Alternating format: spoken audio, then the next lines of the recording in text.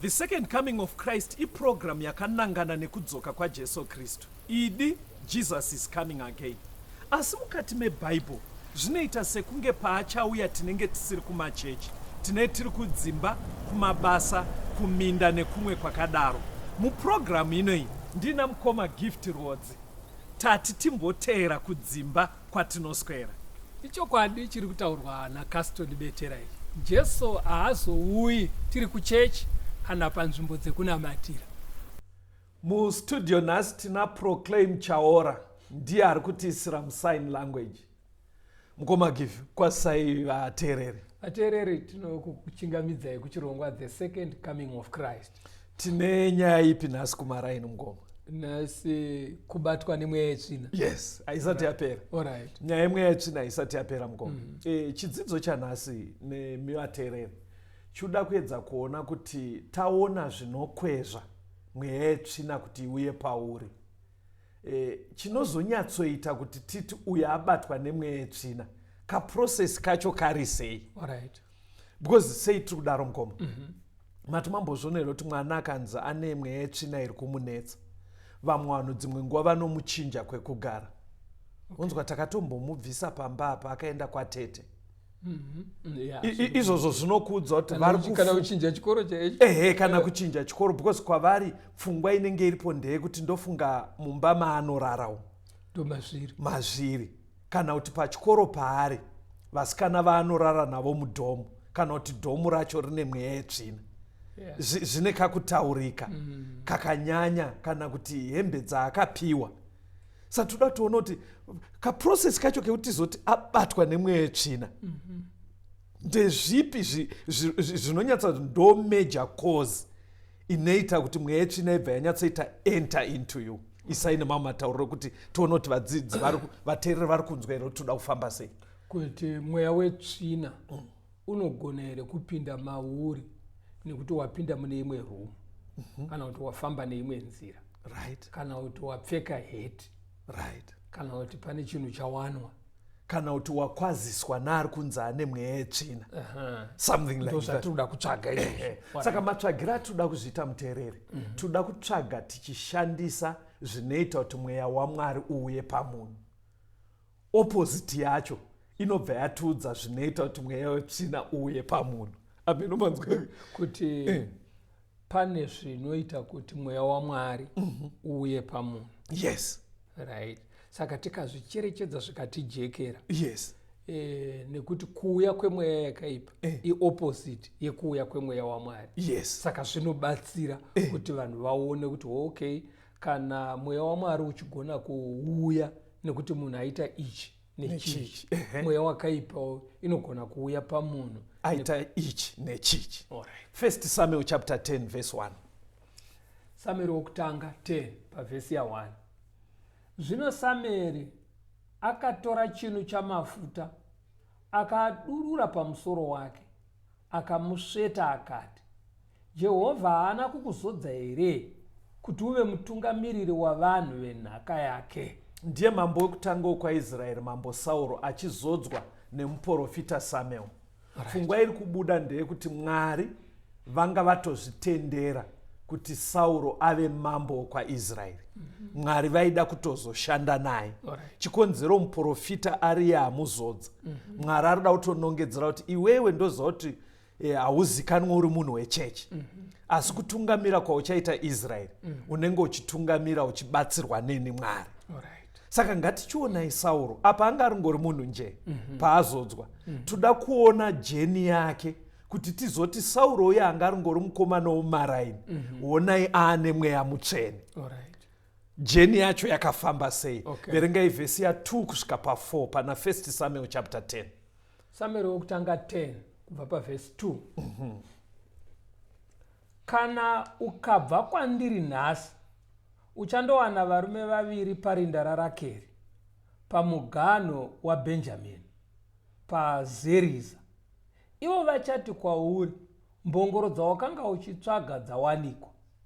Zvino tarira, baba vako havachine hanya nembongoro, asi vofunganya pamusoro pako vachiti, ndichaita seiko pamusoro pomwanakomana wangu?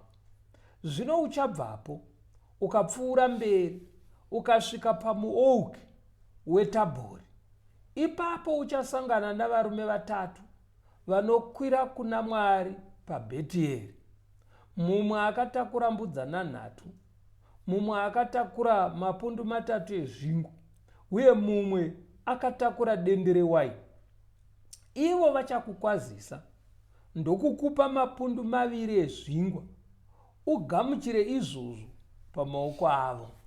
Hanzi pauri kubva panapa, Sauro, wasvika paZeriza apo pamuganhu wenyika yeBhenjamini, uchasangana nevarume 2 vokudza kuti iwe madhonga amaitsvaga aya akawanikwa, mbongoro dziya dzatoko kumba, mudhara wako atowaridhi kuti ko mukomana ari kupi. Hanzi kana wabva ipapo, matifambei, uchabva wanosangana nevana vaprofita, nevarume 3 vari kuenda kuchechi kuBheteri. Hanzi mumwe ane mbudzana 3, mumwe ane marofu echingwa 3, mumwe ane dendere waini. Ivavo uchakwazisana navo, vachakupa 2 loaves, gashira hako udye chingwa. Muri kuona ari kutsanangurwa zvichaitika. Pekutanga hanzi anosangana nani? Varume 2 paguvara raCheho. Apo pamuganhu patsanangurwa. Hanzi vomuudza kuti kudii? Madhongo akawanikwa. Baba vakutondetsekana pamusoro pakwe uchienda kumba. Wati fambe wosangana nani? Nevamwe 3 varume vari kuenda kuchechi. Umwe ane mbudzana 3, umwe ane zvingwa 3, umwe aine chigubhu chewaini. Vachaita sei? Vokupa zvingwa 2. Hanzi gashira hako udye. Very good. Ngatifambei verse 5 kusvika pa7. Tiri pana 1 Samuel chapter 10. Samuel wokutanga 10 verse 5. Pashure uchasvika pagomo raMwari, pane boka ravarwi ravaFiristia.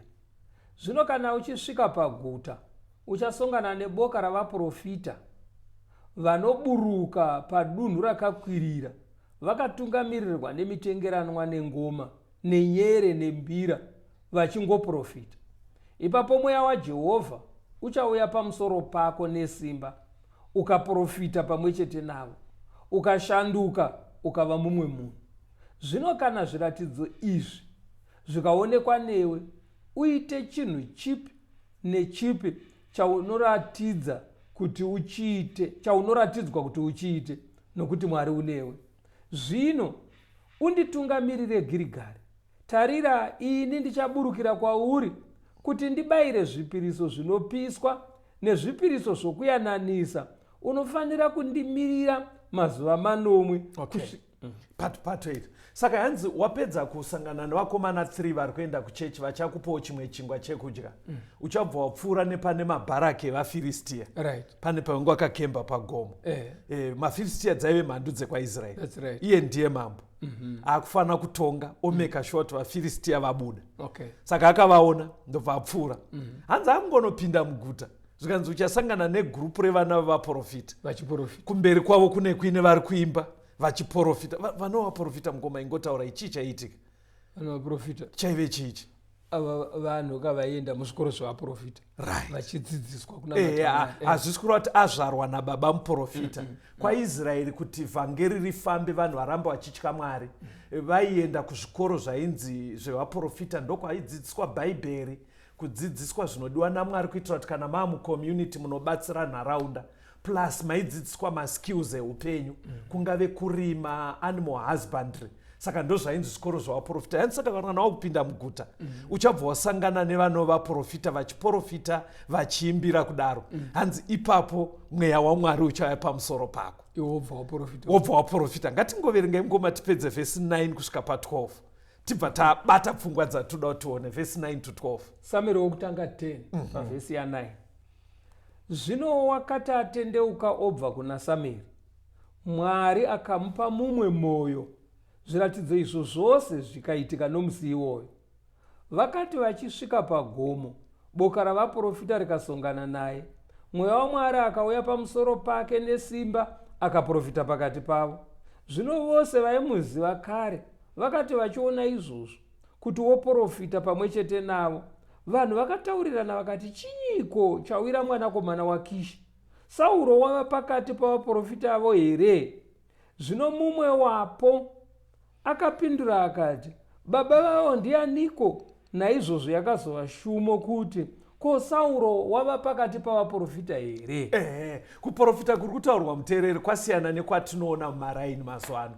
Ndofunga muri kutozviona pavairumbidza Mwari vachiimbira vachidaro, but pfungwa yatiri kuda ndeyekuti hanzi zvese zvakataurwa naSamuel zvakatozoitika kwaari. Ngatichitangai mugomo, because patiri kuda tati toda kuona kuti mweya mutsvene unouya sei pamunhu.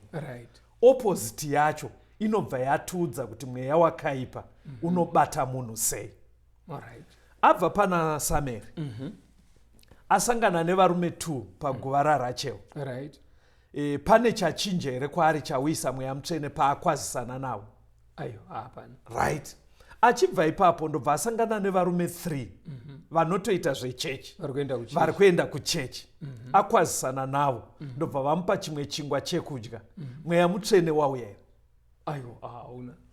Even adya chingwa chevanhu vekuchechi hauna kuya. Then ndiye achava mambo anofanira kurwisa vaFiristia. Paona mhandu, mabharakisi emhandu pagomo, zvauyisa mweya waMwari here kunzwa shungu kuti vanhu atoda kuvaparadza? Zvauyisa mweya waMwari here pari? Hapana mweya waMwari wauya. Paasangana nevanhu vaprofita, ajoinana netimu yenge ichiimbira vachiita zvechechi, zvauyisa here mweya waMwari? Wabva wadzika. Muri kuonei mugomo? Muri kuonei pane izvozvo izvo? Pabuda pfungwa yekuti ukakwazisana nevanhu vekuchechi, mweya waMwari hauuye. Thank you. Ukapuwa chekudya nevanhu vekuchechi, hazviunze mweya waMwari. Asi ukaenda pari kunamatwa, wobatana nevari kunamata, ipapo mweya waMwari unobva wauya. Even kusvotwa nechakaipa sevaFiristia, uchingovaona hazviise mweya waMwari. Kuti toti uri munhu handiti ungosvotwa uchiona pfambi murodhi, hazviise mweya waMwari. Chauyisa mweya waMwari kuva pati yepari kuitwa zvechechi, pari kuitwa seremoni yechechi yevana vaMwari, uri involved ipapo, zviri kuita kuti mweya waMwari ubva wauya. Ndozvamanga muchiti mime tikange tatarisa divi raMwari, tikazoendawo kudivi remweya yakaipa, tofanira kuteera zvinhu izvi zvese. Saka taakuchiti manje pamweya wetsvina, patikuti kubatwa nemweya wetsvina, haubatwe nemweya wetsvina nekuti wapiwa chikafu nemuroyi ndonge chisina poison. Hazviuyise mweya wetsvina pauri. Haubatwe nemweya wetsvina nekuti wakwaziswa nemunhu anoita zvemweya yakaipa, haubatwe nayo. Haubatwe nemweya wetsvina nekuti uri kurara semudhomu nemunhu wauri kuti musatanist. Haubatwe nemweya wetsvina. Haubatwe nemweya wetsvina nekuti uri kurara semumubhedroom natete vauri kufunga kuti vanoroya. Saka chinoita kuti vanhu vati takatombomubvisa pamba apa, vari kutya kuti kungove padhuze. Very good. Zvinoita kuti mweya wakaipa uye. Hazvidaro manje muchiona tichafamba nacho chidzidzo. Saka kune zvinoitwa nevanhu vakawanda zvekuti ndakamutransfer chikoro, because vari kufunga kuti chikoro ichocho muklasi imomo munobva maita kuti mwana aite mweya wetsvina. Pataikura tainzi kana wakusvika pamharadzano dzenzira, hanzi usatsike nepakati. Taitonyenyeredza because hanzi panorasirirwa. Ndofunga kuti kutsika apa hazviunzi mweya wakaipa. Kana chingwa chaicho chinodyiwa chisina kuita kuti vaite mweya mutsvene, chiri chingwa chevanhu vekuchechi, ndo zvazviri. Because kune vamwe vanotozotya kuguma hembe yemunhu, hanzi munhu yemusatanist, hanzi ukapinda mumota yevanhu ivavo zvikazodai, handiri mazvonaka. Kana vasiri mhondi vanocheka nedemo kudai, iri nyaya yekungonzi masatanist amenozvaruta ndo zvinotaurika mumaraini. Kugara mumota ikoko hakukuite musatanist. Ndopfungwa yatoda kuti ijeke kuti kubatwa nemweya wetsvina hakusi muchikafu, hakusi mumba maunorara, hakusi pachikoro chaunodzidza. Maibata pfungwa iyi, ibate itimbonzwa ruyo. Chidzidzo chedu muteereri chiri kuti kubatwa nemweya yetsvina.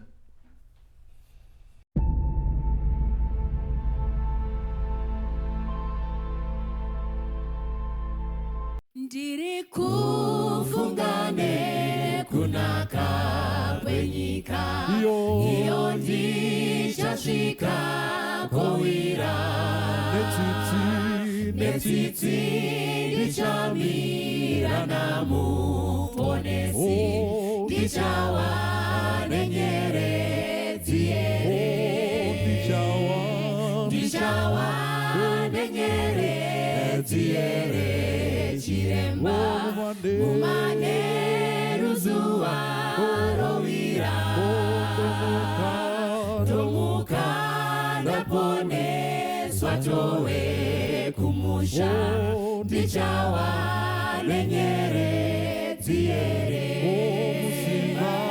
musimba ratenzi ndoda kunamata siweze muwani wemweya nyeredzi yekupenya ingawe yangu pamusi unotyisa kwazvo ndichawa nenyeredzi chiremba mumane ruzuva rovira ndomuka ndaponeswa towe kumusha ndichawa nenyeredzi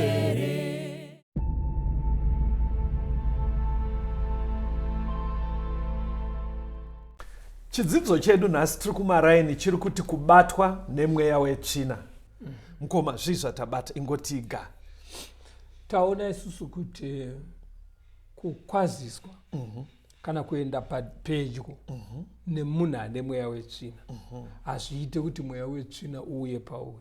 Hautapukire sezvinoita flu very good kana zvimwe zvirwere because nyaya iyi inowanzoitika muzvikoro mukoma.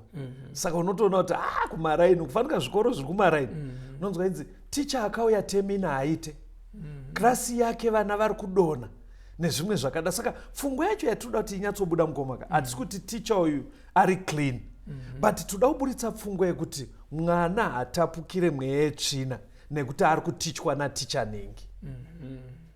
Hazvifambe zvichidaro. Hatitsimbidzirei pekuti mweya mutsvene unoya sei. Pana 1 Samuel chapter 19 mukoma verengai vhesi 19 to 24. Samuel wokutanga 19 pavhesi ya19. Zvino Sauro wakaudzwa zvichinzi, tarirai Dhavhidhi uri Nayoti paRama.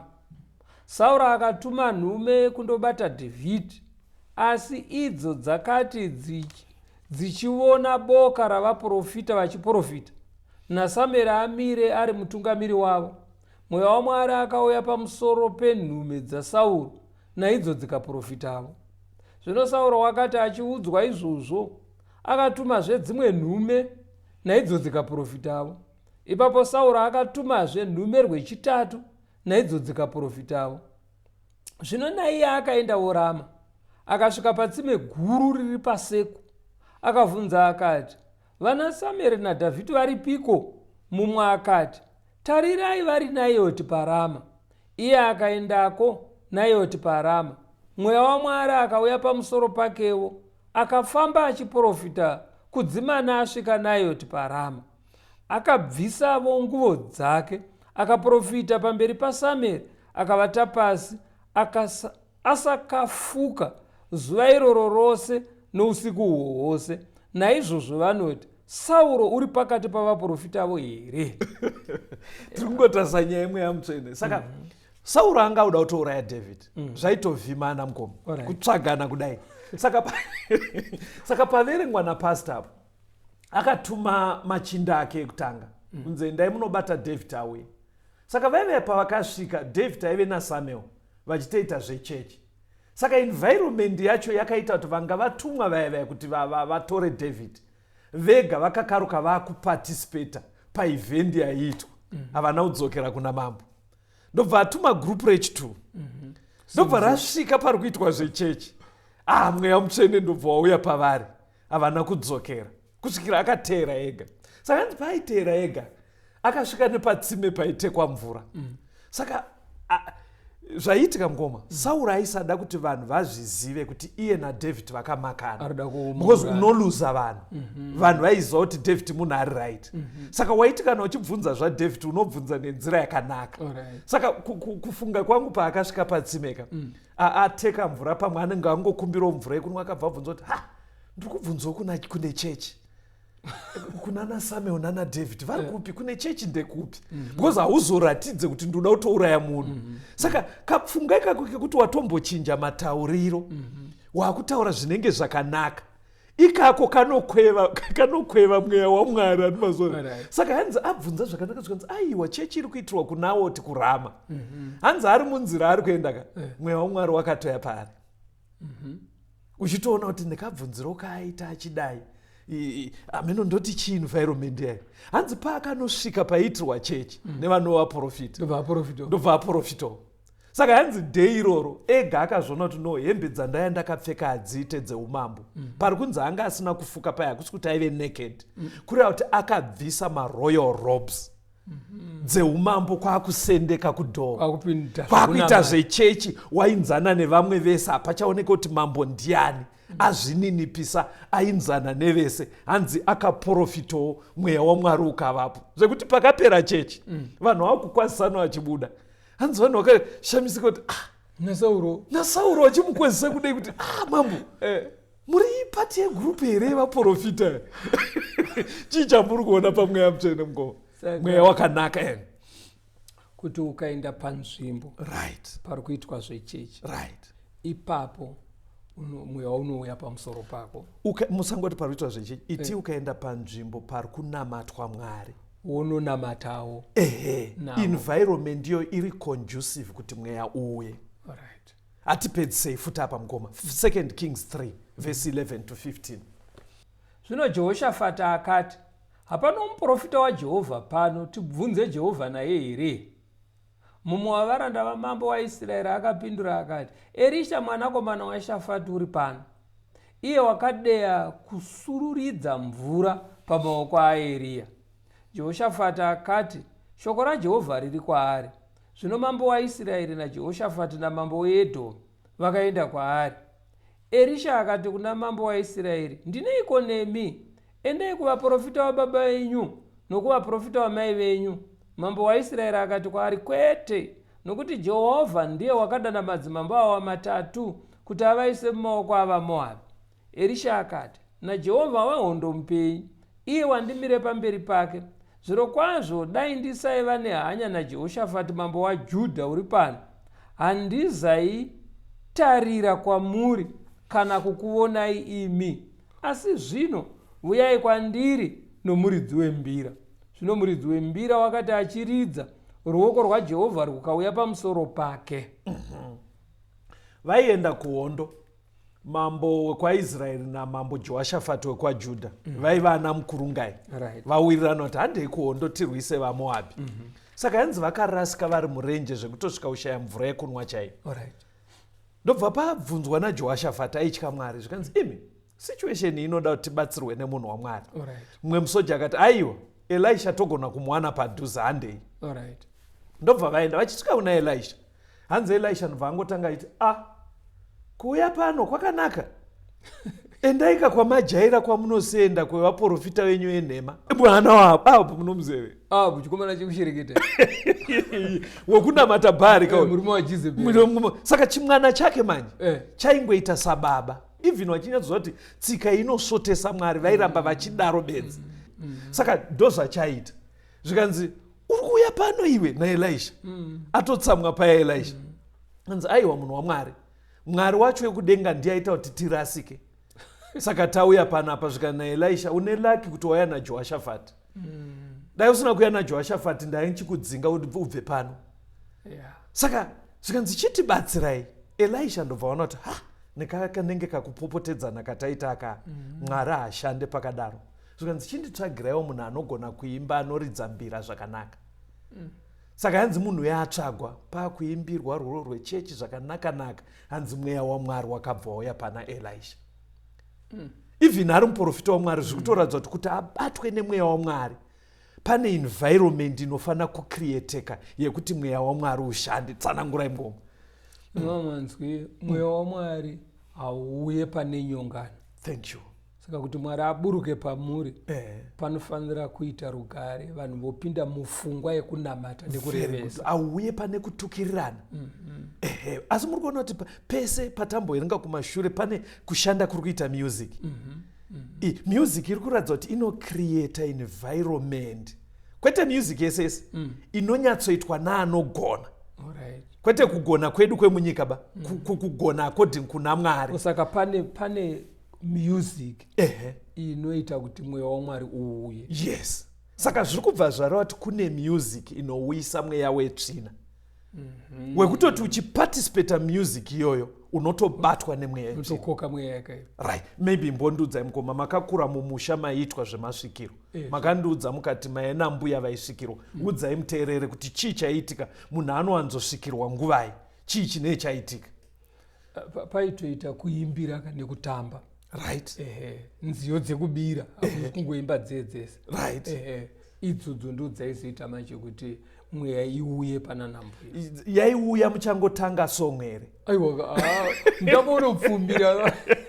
Saka chatiri kuona mukoma, mweya wakaipa unokubata ukaenda woparticipate pari kuitwa mutambo yemweya yakaipa. Alright, zviri kususukidza pataonapo kuti hauuye nekukwaziswa. Yes. Hauuye nekudya. Yes. Kana nekufamba nevanhu vane mweya yakaipa. Yes. Haudaro. Unouya kana mapinda pari kushumirwa mweya yakaipa. Exactly. Kana kuti pari kuimbirwa nziyo dzine chekuita nemweya yakaipa. Ipapo unouya. Sapfungwa yandoda kuti ndeyekuti ukanopiwa nzimbe mugadheni men'anga haubatwe nemweya wakaipa mukoma. Tinoda kuti zvirambe zvichicheka. Unobatwa nemweya wakaipa ukaenda pari kuitwa mitambo yacho. Saka uri kuburitsa here kasoni kuti vanhu vanofanira kungwarira music yavanoteerera. Mukoma zviri kuitika imimi sevafundisi hamudedzwe here muchinzi pastor mwana wangu mukomana uyo ari form 3 handisi kuziva kuti chii. Unfortunately kazhinji panodedzwa wafundisi kudaro. Pari kufungidzirwa kunzi zvabva kuna bamunini. Vakaromba varida kushandisa mwana uyu kuti atadze kunyora maexams. But mukanozvitsvaga kuti chimukomana ichi pachinoswera chakatsindira nzeve nemaheadphones chiri kunzwei. One, imusic iri kutukirira. Izere nezvinyadzi inorumbidza zvakaipa. Saka izvozvo izvo mukudzidza kwataita uko. Izvozvo unotobatwa nemweya yetsvina. Muri kuseka mukoma, nguva dzedu ndo dzakwana. Maybe mungadai ingoverengai tichimhanya. Verengai mukoma pano Vakorinde wekutanga 10 verse 19 to 20. 1 Vakorinde 10 pavhesi ya19. Zvinondotiko kuti chinobayirwa zvifananidzo chini here?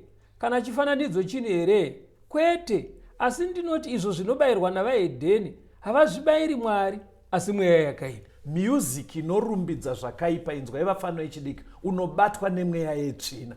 Zvinhu izvozvo zvitori izvo zvinotokoka kuti mweya yetsvina uyai pano hatitizei kwazviri. Ngativape phone number dzekuti mushandise kuti mupinde mumawhatsapp groups matinotumira zvidzidzo dzinoti 0717 091 615 0717 091 615 kana kuti 0775 909095 0775 909095.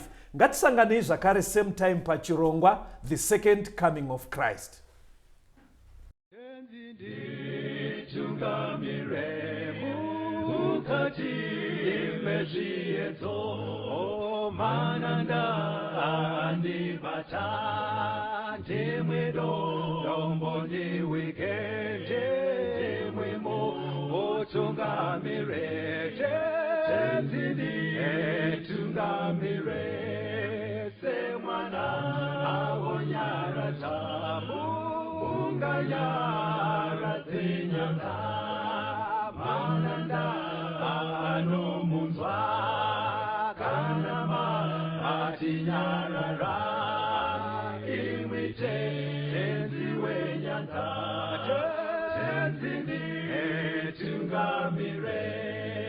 Aponda yashikanya nzama mananda aondichisa andichina zororo ndotsamira kune mwingandinzwe imwi moti ndinokutungamira